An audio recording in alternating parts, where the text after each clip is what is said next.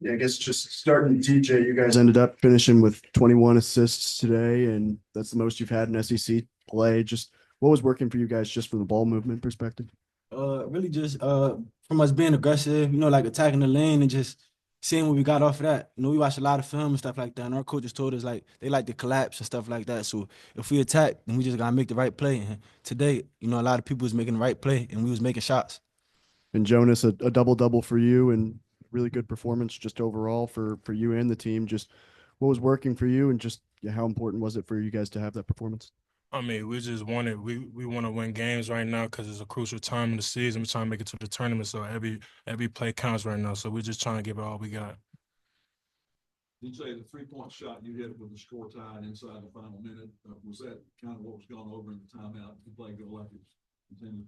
Yeah, the play we drew up, coach said if it wasn't there, then just go get the ball and come off the handoff and play. So, it just was like instincts, just knowing that my teammates trusted me and they had confidence in me. So that made me a lot more confident, just knowing everybody else had confidence in me to shoot a shot like that. So that's really what coach said. Like if the play don't work, then go get it and go try to make a play because we only had like 9 seconds left or something like that. You guys have won 4 of the last 5 games. What is the difference right now as your numbers shrink up and you lose players? You're down to 7. What's made the difference to be this resilient when you needed to be? I feel like really just the fight, just the fight, just all of us trusting each other, just we playing together. Like you said, it's not a lot of us, but we still got guys cheering us on, and we still all cheering each other on together. So really, just the fight. Just focusing on the small things like defense. Like trying to get stops first, because once we get stops, then we could try scoring stuff like that. So just really that, all the small things, just making sure we try to go over everything and do it right. I mean, I say the same thing. Like I said before, like we're in a crucial time right now. We down two big pieces on our team, so we gotta join in collectively as a group. Have these short practices, get recovery. It's 7 of us, so we just gotta hit that quick turnaround too back to Nashville and get some wins. DJ, real quick with you, the dagger deep threes, Vandy, now this one, and you always have these big second halves when Arkansas needs it most. What's the key to that?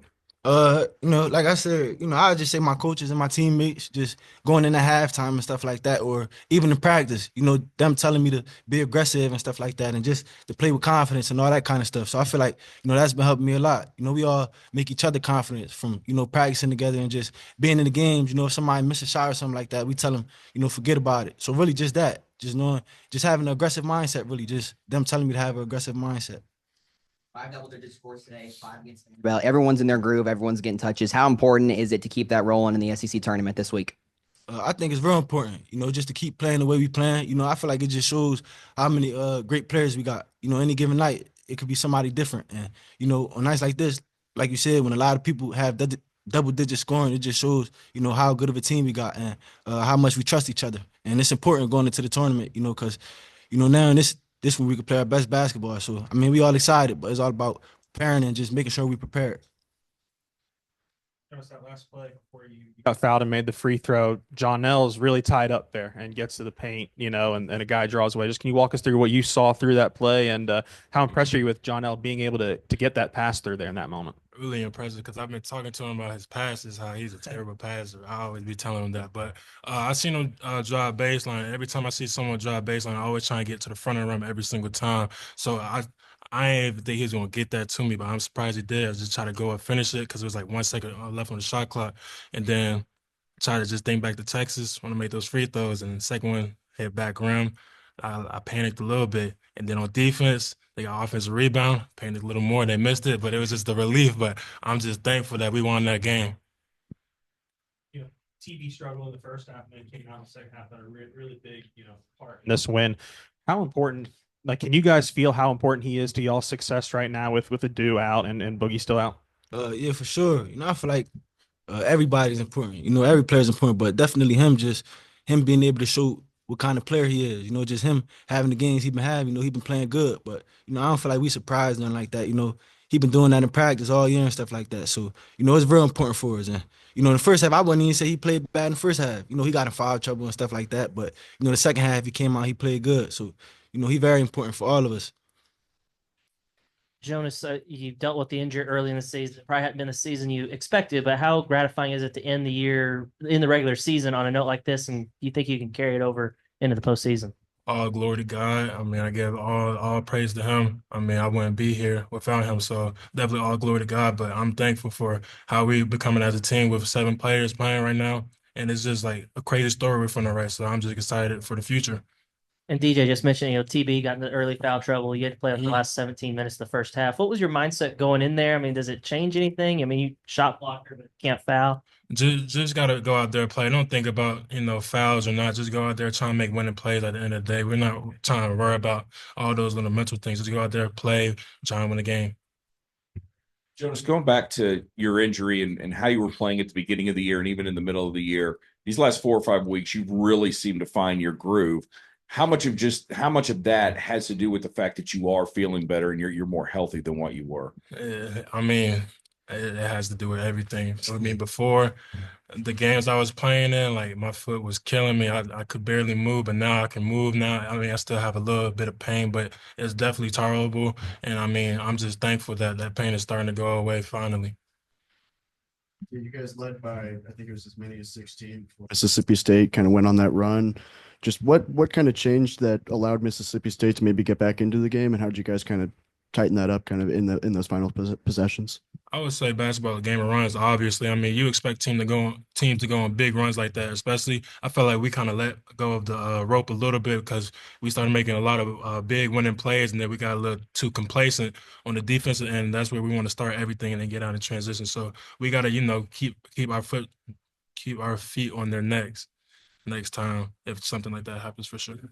When Billy finished with 10 and 6 assists, and then obviously had the big block there at the end. Just how has he kind of come along, especially in these recent games that you guys have kind of been winning as you guys get back into that or get into the tournament picture? He been playing good. He been playing great. It's like every time he get in the game, coach said all the time, every time he get in the game, we make a run. We start getting stops and stuff like that. So, he been playing great. He bring a lot of energy to the team. And, he a great player. He always going to make a good play, or I feel like he helps elevate all of us as well. So, he been playing good, and it's been good for us. We saw Billy getting carried off. I know he was dealing with cramps there at the end. Just to see him come in and fight through that last possession, what does that say about him as a teammate? That's just the type of teammate he is, the type of person he is. He going to give it all on the line for his teammates. That's what he been doing in every game.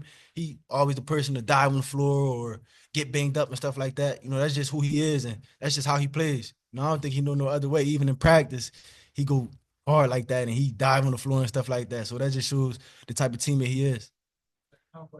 Jonas, you touched on it, like with the only 7 players. I know you guys want Boogie and Aidoo here, but has this kind of short numbers brought you guys together as a group, maybe a little bit more closer? Can you feel that camaraderie maybe getting stronger with the limited numbers? I mean, we always been together. I mean, I didn't think that was the problem. It was just learning how to, play with a lot of talented players. It's hard to, run sets with everybody being really talented and like getting in the groove of things. And I feel like when it narrowed down, you don't have to, put too many people in rotation. I think that's when it started clicking for sure.